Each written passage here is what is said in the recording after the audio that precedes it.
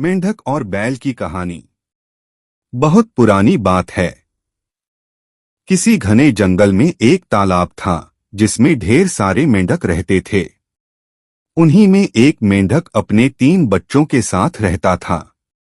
वो सभी तालाब में ही रहते और खाते पीते थे। उस मेंढक की सेहत अच्छी खासी हो चुकी थी और वो उस तालाब में सबसे बड़ा मेंढक बन चुका था। उसके बच्चे उसे देखकर काफी खुश होते थे। उसके बच्चों को लगता कि उनके पिता ही दुनिया में सबसे बड़े और बलवान हैं। मेंढक भी अपने बच्चों को अपने बारे में झूठी कहानियां सुनाता और उनके सामने शक्तिशाली होने का दिखावा करता था। उस मेंढक को अपने शारीरिक कदकाठी पर बहुत घमंड था। ऐसे ही दिन बीतते गए।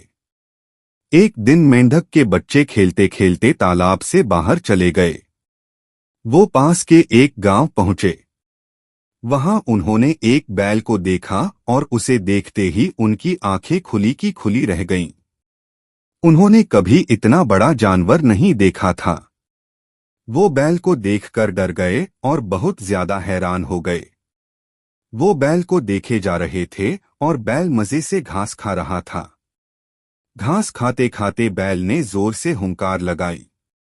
बस फिर क्या था, मेंढक के तीनों बच्चे डर के मारे भागकर तालाब में अपने पिता के पास आ गए। पिता ने उनके डर का कारण पूछा। उन तीनों ने पिता को बताया कि उन्होंने उनसे भी विशाल और ताकतवर जीव को देखा है।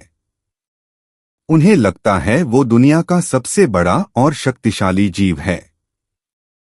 यह सुनते ही मेंढक के अहंकार को ठेस पहुंची। उसने एक लंबी सांस भरकर खुद को फुला लिया और कहा, क्या वो उससे भी बड़ा जीव था? उसके बच्चों ने कहा, हाँ, वो तो आपसे भी बड़ा जीव था।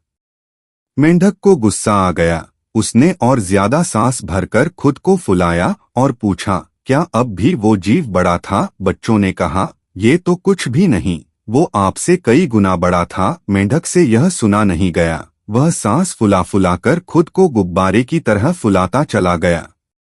फिर एक वक्त आया जब उसका शरीर पूरी तरह फूल गया और वो फट गया और अहंकार के चक्कर में अपनी जान से हाथ धो बैठा।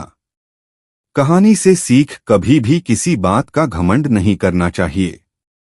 घमंड करने से खुद का ही नुकसान होता है।